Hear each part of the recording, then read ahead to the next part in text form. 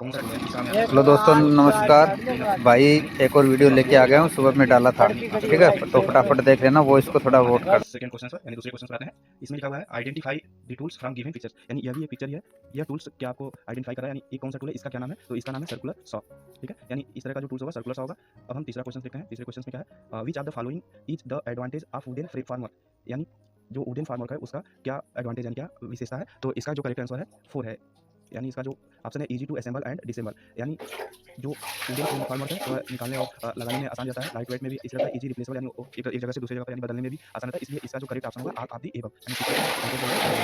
अब हम आते हैं चौथा क्वेश्चन देखते हैं क्या है। चौथे क्वेश्चन से आपको मिल जाएगा identify the type of joint saw in given pictures, यानी ये जो पिक्चर्स है चौथे नंबर का, या इसे क्या कहते हैं, मतलब इस पिक्चर्स को क्या बोलते हैं। तो चौथे नंबर का जो आंसर होगा आपका 4 नंबर, इसे बोलते हैं डोटेल जॉइंट, यानी डोटेल जॉइंट बोलते हैं। इस तरह का जॉइंट आता है तो आपको डोटेल जॉइंट बोलेंगे। ठीक है, तो इसका जो करेक्ट आंसर होगा 4 नंबर का आंसर होगा टोटल जॉइंट। ओके, अब हम आते हैं 5वें नंबर के क्वेश्चन पर। 5वें नंबर का क्वेश्चन सीजे है। 5वें क्वेश्चन में यह है कि 1 मीटर इक्वल टू कितने फीट होते हैं, यानी 1 मीटर में कितने फीट होते हैं। तो आप सभी को पता है कि 1 मीटर में 3.28 फीट होता है, यानी 5वें नंबर का जो आंसर होगा 3rd नंबर का करेक्ट आंसर होगा। ऐसे में आप लोग कुछ क्वेश्चन देख सकते हैं, 1 मीटर में कितने सेंटीमीटर होते हैं, 100 सेंटीमीटर होते हैं, तो इस तरह से आप उसको भी देख लीजिएगा। अब हम आते हैं छठे क्वेश्चन पर। छठा क्वेश्चन जो है ये भी आपका पिक्चर से दिया हुआ है, यानी ये बोला है कि identify the type of nail from given pictures, यानी जो कील होता है, जो इसे नेल बोलते हैं। नेल जो होता है यह बहुत सारे टाइप्स होते हैं, तो ये जो आपका दिखा हुआ आ रहा है वो आपका कॉमन नेल होता है। तो दोस्तों अब हम आते हैं 7वें क्वेश्चन पर। 7वां क्वेश्चन देखते हैं। 7वें क्वेश्चन में विच of the following is not a component of wooden shuttering, यानी जो वुडन शटरिंग है उसमें कौन सा कंपोनेंट नहीं आता है। तो 7 नंबर का जो करेक्ट आंसर होगा 3 नंबर का रेनफोर्समेंट। रेनफोर्समेंट आपका जो होता है स्टील बार बेंडर के लिए होता है, यानी इसका जो करेक्ट आंसर है 3rd नंबर का करेक्ट आंसर होगा। अब हम आते हैं 8 नंबर का क्वेश्चन देखते हैं। 8 नंबर आपका सेकंड लेवल का है इसमें question. What is the function of releasing agent applied on farmer, यानी इसका जो आंसर होगा आपका, इसका जो करेक्ट आंसर होगा 1 नंबर का होगा, यानी इजी रिमूवल ऑफ शटर्स, यानी जो अप्लाई किया जाता है फार्मर पर रिलीजिंग के लिए वो किस लिए काम आता है, easy removal of shutters, shutter को हटाने के लिए जो है आसानी होता है, यानी इसका 8 नंबर का जो करेक्ट आंसर होगा 1 नंबर का होगा। अब हम आते हैं 9 नंबर का क्वेश्चन पे। 9 नंबर के क्वेश्चन पे turn buckles is used for, यानी 9 नंबर का जो है क्वेश्चन, ये 9 नंबर का क्वेश्चन दोस्तों इसका आंसर तीनों नहीं होगा। आप लोग इसमें कमेंट करके जरूर बताइएगा, क्योंकि जो बकल्स का यूज किया जाता है, जो सरफेस होता है उसको इंक्रीज या डिक्रीज करने के लिए होता है। तो अगर देखा जाए तो इसमें तीनों ऑप्शन नहीं मिले हैं, तो आप लोग कमेंट में जरूर बताइएगा इसका करेक्ट आंसर कौन सा होगा। हमें जहाँ तक पता है कि इसमें से तीनों सही नहीं होगा, क्योंकि जो सरफेस होता है उसे एक इंक्रीज या डिक्रीज करने के लिए टर्न बकल्स का यूज किया जाता है। तो ऐसे में आप लोग कमेंट जरूर करिएगा 9 नंबर के क्वेश्चन पर। 10 नंबर के क्वेश्चन पर आते हैं। 10 नंबर का क्वेश्चन जो है which of the following system farmer is being used in India, India में कौन से सिस्टम को फॉलो किया जाता है फार्मर के लिए। तो इसमें जो है पेरी है, पेरी जो है आपका पेरी इंडिया में यूज किया जाता है फार्मर। ये जो डोका है ये आपका यूरोपियन है, और मिवान जो है ऑस्ट्रेलिया में ज़्यादा यूज होता है, जहाँ तक मेरी जानकारी है। वैसे इसका जो करेक्ट आंसर होगा पेरी ही होगा, पेरी इंडिया में यूज किया जाता है। तो अब हम आते हैं 11 नंबर के क्वेश्चन में। 11 नंबर का क्वेश्चन में भी आपको फिगर दिया हुआ है, इसको हम देख लेते हैं। Identify the component of system farmer from given pictures, यानी ये भी बोला कि ये पिक्चर्स क्या दर्शाता है, इसे क्या बोलते हैं। तो इस पिक्चर्स का जो 11 नंबर का जो आंसर होगा 2nd नंबर होगा, यानी इसे एडजस्टेबल प्रॉप बोलते हैं। यानी 11 नंबर का जो करेक्ट आंसर होगा एडजस्टेबल प्रॉप, यानी 11 नंबर का सेकंड ऑप्शन सही होगा। अब हम आते हैं 12 नंबर के क्वेश्चन पर। 12 नंबर का क्वेश्चन देखते हैं। इसमें है in system former which component form the wall face at the bottom of the walls, यानी जो कंपोनेंट होता है नीचे की तरफ जो यूज किया जाता है उसे क्या बोलते हैं। तो दोस्तों इसका जो करेक्ट आंसर है रॉक बोलते हैं। ओके, जो आपका 12 नंबर का करेक्ट आंसर होगा ये सेकंड ऑप्शन होगा रॉकर। जो कीकर होता है वो टॉप में यूज किया जाता है, और रॉकर जो होता है वो बॉटम में यूज किया जाता है। दोस्तों अब हम अगला क्वेश्चन की तरफ आते हैं 13 नंबर के क्वेश्चन पर। 13 नंबर के क्वेश्चन में what is the correct sequence for the removal of form from the under side of an elevated slab, यानी स्लैब में जो सीक्वेंस होता है हटाने के लिए उसका सीक्वेंस यानी पहले क्या किया जाता है। तो दोस्तों इसमें जो फर्स्ट सीक्वेंस होगा आपका 3rd ऑप्शन सही होगा, यानी 3rd वाला ऑप्शन सही होगा। From the middle of the Spain in one direction, यानी एक डायरेक्शन से स्पेन की मदद से आपको निकालना होता है, उसके बाद आगे का प्रोसेस किया जाता है। अब हम 14 नंबर के क्वेश्चन पर आते हैं। 14 नंबर का जो क्वेश्चन है व्हेन शुड यू रिमूव वाल टाइज इन सिस्टम फार्मर, यानी आपका जो टाइज है जो रिमूव कब हटाया जाता है, कब हटाया जाता है। तो इसका 14 नंबर का जो करेक्ट आंसर है 1 नंबर, यानी along with D shuttering, D shuttering के लिए आपको हटाया जाता है, यानी 14 नंबर का जो करेक्ट आंसर होगा अलॉन्ग विद डी शटरिंग। दोस्तों आप सभी को बता दूं कि आप लोग इंग्लिश को जरूर पढ़िएगा, यानी आप जो लोगों का इंग्लिश वीक है वो मतलब अगर पूरा इंग्लिश नहीं आता है तो कम से कम पढ़ सके, पढ़ने से याद होगा और समझ में भी आएगा कि इसका आंसर ये होगा। तो इसलिए आप लोग इंग्लिश पर फोकस जरूर करिएगा, क्योंकि क्वेश्चंस जो है इंग्लिश में ही आने वाले हैं आपको, इसलिए हम टोटल क्वेश्चन इंग्लिश में ही आपको बता रहे हैं। अब हम आते हैं 15 नंबर के क्वेश्चन पर। 15 नंबर का जो क्वेश्चन है identify the tools from given picture, यानी ये भी आपका पिक्चर दिया हुआ है, इसको आपको आइडेंटिफाई करना है, इसका करेक्ट आंसर क्या होगा। तो दोस्तों ये जो पिक्चर्स है जैसे जो हैमर होता है हथौड़ी जो होता है वो कई टाइप्स होते हैं, जैसे नेलिंग हैमर होता है, स्टैंड है, पिन हैमर होता है, क्रॉस पिन हैमर होता है, सॉफ्ट हैमर। तो दोस्तों यहाँ पे देख सकते हैं ये सॉफ्ट हैमर है, तो इसका जो करेक्ट आंसर है 4 नंबर का, यानी सॉफ्ट हैमर होगा।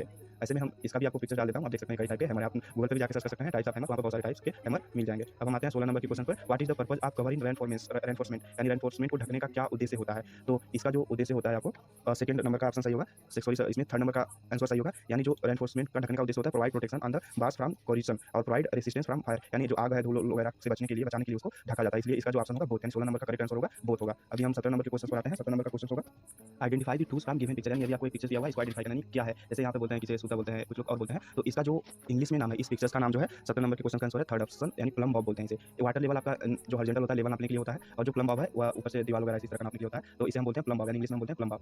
अब हम अगला क्वेश्चन की तरफ आते हैं। 18 नंबर के क्वेश्चन पर आते हैं। इसका है spirit level is used to check of framework, यानी इसमें जो स्पिरिट लेवल का जो होता है किस तरह से चेक करने के लिए बनाया जाता है। दोस्तों इसका जो करेक्ट आंसर होगा थर्ड ऑप्शन होगा हॉरिजॉन्टल, यानी जो स्प्लिट लेवल का यूज किया जाता है वो हॉरिजॉन्टल किया जाता है, यानी क्षैतिज किया जाता है, नीचे की तरफ किया जाता है। और एक आता है प्लम्ब बॉब, यानी इस तरह का जो प्लम्ब बॉब होता है इसका यूज वर्टिकल होता है, यानी इस तरह से होता है वर्टिकल, यानी उसका ऊंचाई नापने के लिए, देखने के लिए कि सीधा है कि नहीं। और जो आपका स्प्लिट लेवल होता है वो हॉरिजॉन्टल एंड क्षैतिज नापने के लिए होता है कि बराबर है कि नहीं, ठीक है। तो यानी 18 नंबर का जो स्प्लिट लेवल होगा वो हॉरिजॉन्टल होगा। और दोस्तों अगर प्लम्ब लिखा रहेगा, प्लम्ब लेवल, प्लम्ब का जो यूज होगा वो वर्टिकल होगा, ये दोनों आप याद रखिएगा। ये प्लम्ब जो है वर्टिकल होता है और जो स्प्लिट लेवल है वो हॉरिजॉन्टल होता है। तो आइए हम 19 नंबर के क्वेश्चन पर आते हैं। 19 नंबर का जो क्वेश्चन है, if not properly sealed formwork joint can lead to, यानी अगर आपका जो आप फॉर्मवर्क करते हैं वो पूरी तरह से सील नहीं रहता है, कहीं लीकेज रहता है, तो क्या हो सकता है। तो इसमें जो इसका करेक्ट आंसर है 19 नंबर का सही होगा। यानी इसमें भी आप देख सकते हैं हनी कम्बिंग इन कंक्रीट, यानी ऐसे बोले कि मधुमक्खी का छत्ता लग सकता है उसमें कंक्रीट जहाँ लीकेज होगा, वैसा नहीं होता है, छत्ता तो शायद नहीं लगता है, लेकिन इसका जो करेक्ट आंसर होगा वो लीकेज ऑफ सॉल्ट, यानी जो आपका मसाला वगैरह होता है वो लीक करने लगेगा, मतलब अब बहने लगेगा जहाँ से लीक रहेगा, तो इसलिए इसका करेक्ट आंसर जो होगा सेकंड नंबर का होगा। तो अभी हम आते हैं 20 नंबर के क्वेश्चन पर। 20 नंबर का क्वेश्चन जो है, which of the following leads to failure of farmer, यानी कौन सा लीड जो है फेल्योर करता है, यानी जो फार्मर होगा वो आपको फेल कर देगा। तो इसका जो करेक्ट आंसर होगा 20 नंबर का ये सेकंड ऑप्शन होगा, लूज पिन वेजेस या लूज टाई रॉड, यानी कोई भी चीज अगर जैसे पिन वगैरह लगाते हैं, कील वगैरह लगाते हैं या फिर कोई रॉड वगैरह लगाते हैं, लूज रहता है तो आपके लिए दिक्कत करेगा। और अगर देखिए प्रॉपर इसका फोल्डिंग मतलब होता है सहायता, यानी कोई अगर आप पोलो लगाए प्रॉपर तरीके सही तरीके से तो आपके लिए हेल्पफुल करेगा। प्रॉपर ब्रेसिंग जो है ब्रेसिंग रहेगी वो भी आपका सही रहेगा। तो इसलिए जो करेक्ट आंसर होगा यानी लूज नहीं होना चाहिए, यानी लूज कोई भी चीज नहीं होना है, प्रॉपर फिट होना चाहिए, इसलिए जो 20 नंबर का करेक्ट आंसर है सेकंड नंबर का होगा। अब हम आते हैं 21 नंबर के क्वेश्चन पर। 21 नंबर में विच of the following is characteristics of good farmer, यानी अच्छे फार्मर की क्या विशेषता है। कैरेक्टरिस्टिक मतलब विशेषता होता है, यानी कैरेक्टरिस्टिक्स ऑफ गुड फार्मर की क्या विशेषता है। इसमें हम देख सकते हैं it is protect against all leakage, जो अच्छा फार्मर होगा यानी अच्छा आप सर्टिन किए रहेंगे तो वह लीकेज सभी लीकेज को खत्म कर देगा, यानी लीकेज से सुरक्षा करेगा। तो ये भी इसकी एक विशेषता ही है। It should permit removal of all parts without damaging the concrete surface, यानी जो कंक्रीट सर्फेस होगा उसके बिना किसी डैमेज का, यानी कोई नुकसान पहुंचाए उसको हम हटा भी सकते हैं। तो यानी अच्छे जो फ्रेमवर्क होंगे वो ऐसे ही हटा सकते हैं, अच्छे से लगा रहेगा तो आसानी से हटा भी सकेंगे। थर्ड ऑप्शन देखते हैं, it should have desired level and line, यानी लेवल और लाइन को भी अच्छे से बचा सकेंगे और अपने हिसाब से लगा सकेंगे, यानी ये तीनों अच्छे फ्रेमवर्क की विशेषता है। यानी इसका जो करेक्ट आंसर होगा ऑल ऑफ द एबव, यानी 21 नंबर का करेक्ट आंसर फोर्थ होगा। अब हम आते हैं 22 नंबर के क्वेश्चन पर। 22 नंबर के क्वेश्चन पर, what are the benefit of seeking advice from seniors, इसका मतलब है कि अगर आप अपने सीनियर से एडवाइस लेते हैं, सलाह लेते हैं तो उसके क्या बेनिफिट हो सकते हैं। तो 22 नंबर का क्वेश्चन हम आंसर देख लेते हैं, it help in error resolution, यानी आपकी सहायता करेगा, जो भी आपके पास त्रुटियां आती हैं जो काम नहीं समझ पाते हैं उसमें सहायता प्रदान, अपने सीनियर से पूछेंगे तो आपको हेल्प ही करेंगे, यानी ये भी सही है। It help in completing the task early, यानी आप आसानी से जो भी आपको टास्क दिया जाएगा उसको पूरा कर सकते हैं, ये भी अपने सीनियर से सलाह लेकर करते हैं जिसमें भी आपको बेनिफिट मिलेगा। आपका थर्ड ऑप्शन है, it help in performing the task more effectively, यानी जो आप काम कर रहे हैं वो बहुत अच्छे प्रभावशाली ढंग से होगा, यानी आप अपने सीनियर से अगर सलाह लेकर काम करते हैं तो आपको इन सभी मायने में हेल्पफुल मिलेगा, इसलिए इसका जो करेक्ट आंसर होगा ऑल ऑफ द एबव, यानी 22 नंबर का करेक्ट आंसर 4 नंबर का होगा। दोस्तों अब हम 23 नंबर के क्वेश्चन पर आते हैं। 23 नंबर का क्वेश्चन है, improper communication can lead to, यानी अगर आपका जो भी आपकी टीम है उनसे अगर सही तरीके से इन्फॉर्मेशन नहीं मिल पाता है, कम्युनिकेशन मतलब बातचीत नहीं मिल पाता है, कोई सूचना आपको सुनने में मतलब नहीं समझ में आता है, तो ऐसे में क्या हो सकता है। तो कंप्लीटिंग वर्क ऑन टाइम, अगर आप मान लीजिए कोई आपके असिस्टेंट यानी सहायता करने वाला है या फिर कोई भी आपसे सीनियर है कुछ कहता है करने के लिए आपको समझ नहीं आता है, तो ऐसे में ऐसा तो नहीं काम समय से हो जाएगा, ये ऑप्शन गलत होगा। हजार्डस कंडीशन, यानी कोई खतरनाक कंडीशन आ सकता है, यानी कोई बाधा आ सकती है, तो ये सही है, यानी अगर आप अपनी टीम में प्रॉपर कम्युनिकेट नहीं करेंगे तो हजार्डस कंडीशन हो सकता है, इसलिए 23 नंबर का जो करेक्ट आंसर होगा डी सेकंड ऑप्शन सही होगा, यानी आपका सेकंड वाला ऑप्शन सही होगा। अब हम आते हैं 24 नंबर के क्वेश्चन पर। 24 नंबर का जो क्वेश्चन होगा आपका, what are the main characteristics of a good work schedule, यानी अच्छे कार्य सारणी का विशेषता क्या है। तो इसके लिए आपको क्या करना होगा, इसमें आपको प्रायोरिटी टू इंपॉर्टेंट वर्क, यानी प्रायोरिटी जो है इंपॉर्टेंट काम को देना होगा, और एक है रियलिस्टिक टाइमलाइन, यानी टाइमलाइन को भी समझना होगा, यानी ये दोनों ऑप्शन सही है। अगर आप अच्छा काम करते हैं, समय से काम करते हैं, इसलिए आपको इंपॉर्टेंट काम को भी ध्यान रखना होगा और आपको समय को भी ध्यान रखना होगा, क्या टाइमलाइन है, समय सीमा क्या है आपका वर्क करने का, तो इसलिए इसका जो करेक्ट ऑप्शन होगा बोथ ऑप्शन, यानी बोथ ऑप्शन इसका सही होगा। अब हम आते हैं 25 नंबर के क्वेश्चन पर। 25 नंबर का क्वेश्चन है, what would you do if there is short circuit in vacuum dewatering pumps, यानी अगर कोई शॉर्ट सर्किट होता है डिवेटरिंग पंप में तो आपको क्या करना है। तो इसमें आपको continue to work with it, यानी काम करते रहना, ऐसा नहीं है throw away the pump, pump को फेंक देना, ऐसा भी नहीं करना है आपको। इसमें report it to supervisor superiors, यानी आपके जो सहायक आपके जो सीनियर्स हैं उनको रिपोर्ट करना है, उनको इन्फॉर्म करना है, यानी इसका जो करेक्ट आंसर होगा 25 नंबर का थर्ड ऑप्शन सही होगा। यानी आपको जैसे ही कोई शॉर्ट सर्किट होता है वैक्यूम डिवाइडरिंग में तो आपको अपने सीनियर्स को रिपोर्ट करना है, ठीक है, तो इसका करेक्ट आंसर थर्ड होगा। अब हम आते हैं 26 नंबर के क्वेश्चन पर। 26 नंबर का क्वेश्चन है, what are the benefit of team discussion, यानी अगर आप अपने टीम में काम कर रहे हैं और उनसे बातचीत करके कर रहे हैं, अच्छे से सलाह लेकर कर रहे हैं तो इसका क्या बेनिफिट हो सकता है। It help in delay of work, अगर काम करने में जो है आपको डिले होगा, ऐसा नहीं, अगर आप टीम में डिस्कशन करके काम करते हैं तो आपकी काम में देरी नहीं होगा। It help in bad quality of work, आपका काम की क्वालिटी जो है खराब होगा, यानी बैड क्वालिटी होगा, ऐसा भी नहीं है। It help in improving work quality and understanding between the team, यानी आपकी क्वालिटी में इंप्रूव होगा, आपका जो टीम होगा उसका ध्यान आकर्षित होगा, यानी आप लोग अच्छे से काम कर सकेंगे, ठीक है। तो इसलिए 26 नंबर का जो करेक्ट आंसर होगा वो 3 नंबर का सही होगा, यानी आपके वर्क क्वालिटी में इंप्रूव होगा और आप जो टीम में अंडरस्टैंडिंग भी बना रहेगा, यानी आप सभी लोग अपने आपसी तालमेल के हिसाब से काम करेंगे, इसलिए 26 नंबर का थर्ड ऑप्शन सही होगा। हम आते हैं 27 नंबर के क्वेश्चन पर। 27 नंबर का क्वेश्चन है, what would you do if you have a conflict with your teammate, इसका जो करेक्ट आंसर होगा 27 नंबर का फोर्थ नंबर का आंसर सही होगा, यानी ट्राई टू रिजॉल्व, इसका जो 27 नंबर का करेक्ट आंसर होगा फोर्थ नंबर का होगा। मतलब ये है कि अगर आपके टीममेट में किसी से झगड़ा हो जाता है, बहस हो जाता है, तो इसमें क्या करना है कि आपको बातचीत करके उस समस्या को सॉल्व करने का प्रयास करना चाहिए, ठीक है, ना कि उसे लड़ाई करना है, ना कि उसे छोड़ देना है, ना कि बदला लेना है, कुछ भी नहीं करना है, आपको उसे बातचीत करके समझौता करने से 27 नंबर का जो करेक्ट आंसर होगा फोर्थ होगा। ओके, अब हम 28 नंबर के क्वेश्चन पर आते हैं, which among the following is helpful in building goods relationship between the various team of the project, जैसे आप किसी कंपनी में काम कर रहे हैं, जो बिल्डिंग है उसमें अलग अलग जो प्रोजेक्ट होंगे, यानी जो टीम होंगे अलग अलग टीम में, अगर आप अच्छे से रिलेशन बना के रखते हैं तो उससे क्या होगा, कौन से बेनिफिट हो सकता है या फिर क्या करना चाहिए आपको। तो अब इसका हम आंसर देखते हैं। इसमें जो फर्स्ट ऑप्शन है, इंटरप्ट देन वेल वर्किंग, इसका मतलब है कि आप उसके कार्य में बाधा रखेंगे, ऐसा नहीं करना है, इग्नोर देम, उसे इग्नोर कर देंगे, ऐसा भी नहीं करना है। इसका जो थर्ड ऑप्शन है, talk and discuss work with them, यानी उनसे बात करेंगे और काम से संबंधित बातचीत करेंगे, तो ये थर्ड ऑप्शन सही होगा, यानी 28 नंबर का जो सही आंसर है थर्ड ऑप्शन सही होगा, यानी आपकी बिल्डिंग में जो भी अच्छा वर्क काम करें, अच्छा रिलेशनशिप बनाएंगे, उनसे बातचीत करेंगे काम के बारे में, तो आपके लिए हेल्पफुल है, यानी 28 नंबर का जो है करेक्ट आंसर तीसरा सही होगा। अब हम आते हैं 29 नंबर के क्वेश्चन पर।